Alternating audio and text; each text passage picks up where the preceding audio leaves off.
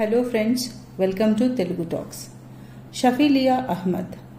ఈ షఫీలియా అహ్మద్ అనే పేరు బ్రిటన్లో 2003లో చాలా పాపులర్ అయిన పేరు. దానికి కారణం 17 ఏళ్ల షఫీలియా కనిపించకుండా పోవడమే. కొన్ని నెలలు వెతికినా సరే ఆమె గురించి విషయాలు వెలుగులోకి రాలేదు. ఒకానొక సమయంలో పోలీసులు షఫీలియా తల్లిదండ్రులను కూడా అనుమానించారు. అయితే ఏ ఒక్క ఆధారము వారికి వ్యతిరేకంగా దొరకలేదు.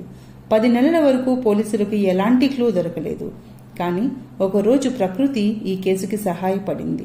దీనివల్ల కొన్ని రోజుల్లోనే ఈ కేసు చిక్కుముడి వీడింది. అయితే ఈ కేసులో నిజాలు ఒళ్ళు గగురు పొడిచేలా ఉంటాయి.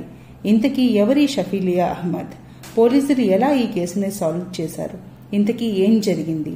కేసు పూర్వాపరాల్లోకి వెళితే షఫీలియా 14 జూలై 1986లో జన్మించింది. షఫీలియా బ్రిటన్ పాకిస్తాన్ సంతతికి చెందిన అమ్మాయి. పాకిస్తాన్ గుజరాత్ జిల్లాలో పుట్టి పెరిగిన ఇఫ్తిఖార్ అహ్మద్ కి 20 సంవత్సరాల వయసులో ఉద్యోగ వేటలో బ్రిటన్ చేరుకున్నాడు. బ్రిటన్లో ఉంటూ ఉద్యోగం చేసుకునే సమయంలో బ్రిటన్ సంతతికి చెందిన ఒక యువతితో ఇఫ్తిఖార్ ప్రేమలో పడి ఆమెను వివాహం చేసుకున్నాడు. అయితే కొంతకాలానికి వారికి ఒక ఆడపిల్లకి జన్మనిచ్చారు. ఇఫ్తిఖార్ పాకిస్తాన్లో పేరెంట్స్ ని చూడడానికి వెళ్లిన సమయంలో వారు పెళ్లికి నిరాకరించారు. వారి మతానికి సంబంధించిన అమ్మాయిని పెళ్లి చేసుకోవాలని, వారి మతంలో అది సమ్మతమే అని ఇఫ్తిఖార్ను వేరే పెళ్లికి ఒప్పుకునేలా చేశారు. ఆ తర్వాత అతి కొద్ది సమయంలోనే ఫర్జానా అహ్మద్ అనే స్త్రీతో ఇఫ్తిఖార్కు పెళ్లి చేశారు. ఆ తర్వాత ఇఫ్తిఖార్ బ్రిటన్ చేరుకుని మొదటి భార్యకు జరిగిన విషయం అంతా తెలియజేశారు. ఏమైందో తెలియదు కానీ ఫర్జానాను బ్రిటన్కి తెచ్చే ముందరే మొదటి భార్యతో విడాకులు తీసుకున్నాడు ఇఫ్తిఖార్.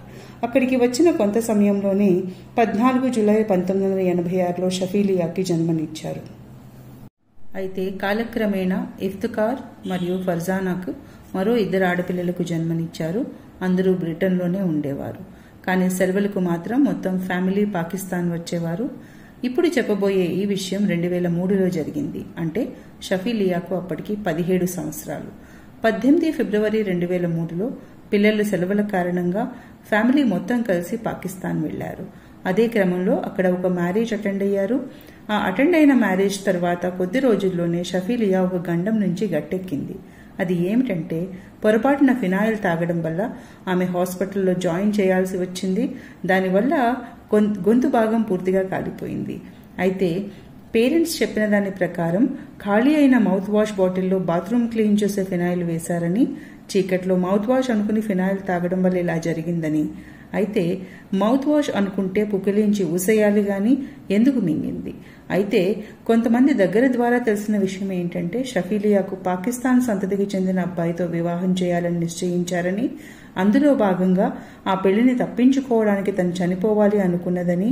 అయితే గొంతు బాగా కాలిపోవడం వల్ల పాకిస్తాన్లోనే ఒక హాస్పిటల్లో ఆమెకు ట్రీట్మెంట్ ఇప్పించసాగారు.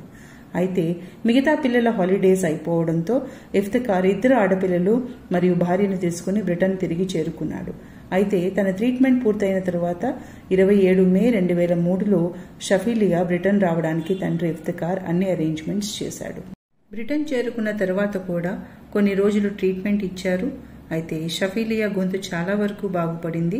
అప్పుడు ఇక కాలేజ్కి వెళ్లడం ప్రారంభించింది. అంతేకాకుండా ఫైనాన్షియల్గా కూడా హెల్ప్ చేయడం కోసం ఇండిపెండెంట్గా ఉండాలని ఒక పార్ట్ టైం జాబ్లో కూడా జాయిన్ అయింది షఫీలియా. ఇప్పటి వరకు షఫీలియా అంటే ఎవరికీ అంతగా తెలియదు. కానీ 18 సెప్టెంబర్ 2003 కాలేజ్లో ఒక టీచర్ షఫీలియా ఇంటికి ఒక నోటీసు పంపింది. ఆ నోటీసులో షఫీలియా గత వారం రోజులుగా కాలేజ్కి అబ్సెంట్ అయ్యిందని, తన ఫోన్ ట్రై చేస్తున్నా కలవటం లేదని, అయితే దానికి సమాధానంగా తల్లిదండ్రులు షఫీలియా ఒక వారం నుంచి ఇంటికి కూడా రాలేదని తెలియజేశారు. ఈ విషయం టీచర్ను కొంత ఆశ్చర్యానికి గురి చేసింది. కూతురు ఒక వారం నుంచి ఇంటికి రాలేదు, ఎందుకు పోలీస్ కంప్లైంట్ ఇవ్వలేదని.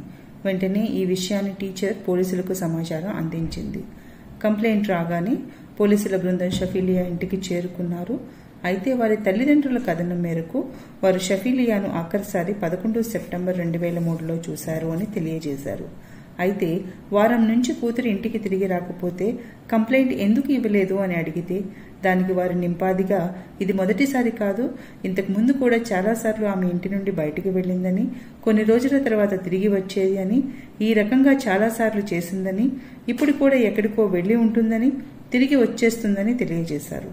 మొదటిసారిగా 10 మార్చి 1998లో షఫీలియా తన చెల్లెలతో బయటికి వెళ్లిందని, వెంటనే పోలీస్ కంప్లైంట్ చేశామని, సాయంత్రం అవుతూనే చెల్లిని వెంటబెట్టుకుని ఇంటికి చేరుకుందని తెలియజేశారు. రెండవసారి 25 నవంబర్ 2002లో కూడా ఇంటి నుంచి వెళ్లిందని, పోలీసులు కంప్లైంట్ ఇచ్చిన తర్వాత షఫీలియా ఒక పార్కులో గుర్తించారని చెప్పారు. మూడవసారి 3 ఫిబ్రవరి 2003లో ఒక ఫ్రెండ్తో వెళ్లిందని, 2 రోజుల తర్వాత 5 ఫిబ్రవరి 2003లో అనాథ శరణాలయంలో షఫీలియాను గుర్తించారని తెలిపారు. అయితే ఈ విషయాన్ని రూఢీ చేసుకోవడానికి పోలీసులు పాత రికార్డ్స్ని పరిశీలించారు. అప్పుడు షఫీలియా 2003లో తన తల్లిదండ్రులపై గృహహింస కేసు పెట్టిందని తెలిసి వచ్చింది. కౌన్సిలింగ్ తర్వాత షఫీలియా మరలా ఇంటికి చేరుకుందని, ఆ తర్వాత కొన్ని రోజులకే అంటే 18 ఫిబ్రవరి 2003లో పాకిస్తాన్లో ఒక మ్యారేజ్ అటెండ్ కావడానికి పేరెంట్స్తో సెలవుల్లో పాకిస్తాన్ వెళ్లిందని తెలిసింది. బ్రిటన్ చేరిన మరికొన్ని రోజులకే మళ్లీ ఇంటి నుంచి పారిపోయేసరికి పోలీసులు కూడా అంతగా పట్టించుకోలేదు. మీడియాలో పోలీసుల కేసుని పట్టించుకోవటం లేదని ఆ న్యూస్ రావడం వల్ల ఒత్తిడి పెరిగి మరలా ఇంటిని ఒకసారి పరిశీలించారు.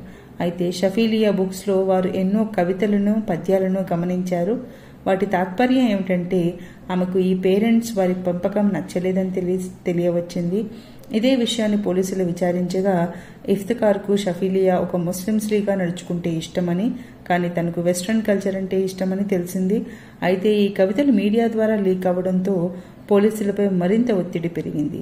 ఎందుకంటే ఆ కవితల ద్వారా షఫీలియా తన తల్లిదండ్రులతో సంతోషంగా లేదని, తనను వారు బాధ పెడుతున్నారని తెలియవచ్చింది.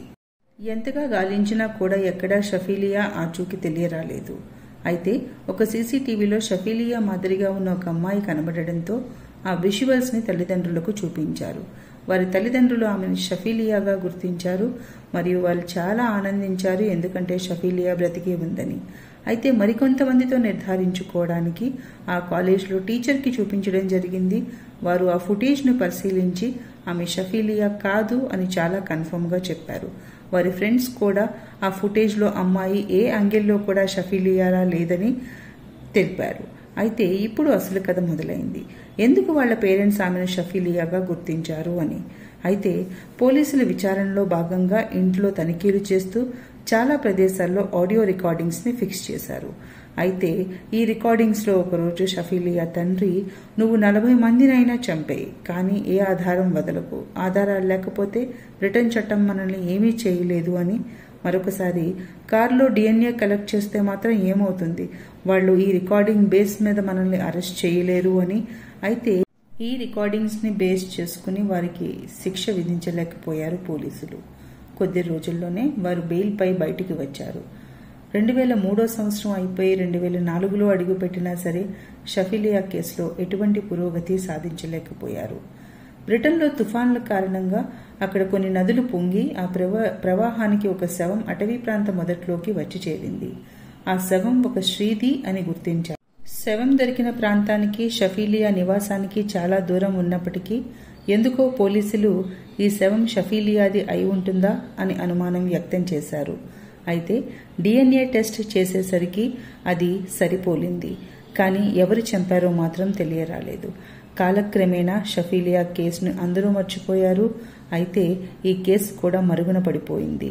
అయితే 25 ఆగస్టు 2010 అంటే షఫీలియా చనిపోయిన సుమారు 7 సంవత్సరాల తర్వాత ఇఫ్తిఖార్ అహ్మద్ ఇంట్లో దొంగతనం జరిగింది.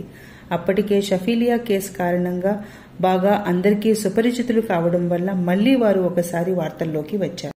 ఈ కేసు కారణంగా మళ్లీ పోలీసుల మీద తీవ్ర ఒత్తిడి పెరిగింది. ఎందుకంటే అప్పటికీ షఫీలియా కేసు కూడా సాల్వ్ కాలేదు కాబట్టి. అయితే పోలీసులు పెరిగిన టెక్నాలజీ ఆధారంగా దొంగలను కొద్ది రోజులకే పట్టుకున్నారు.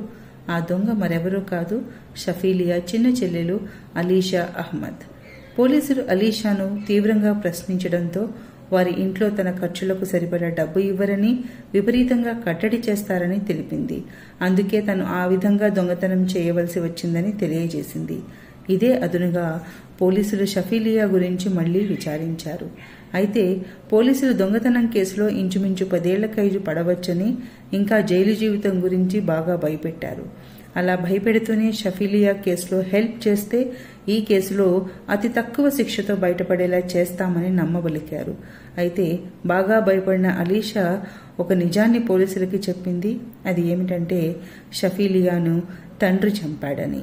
ఒక ప్లాస్టిక్ కవర్లో తన మొహాన్ని బిగించారని, ఊపిరాడక అక్క ఇంట్లో వారందరి ముందు మరణించిందని తెలియజేసింది. అరెస్టు చేశారు. ఆగస్టు 2012లో ఇద్దరికి 25 సంవత్సరాల శిక్ష పడింది.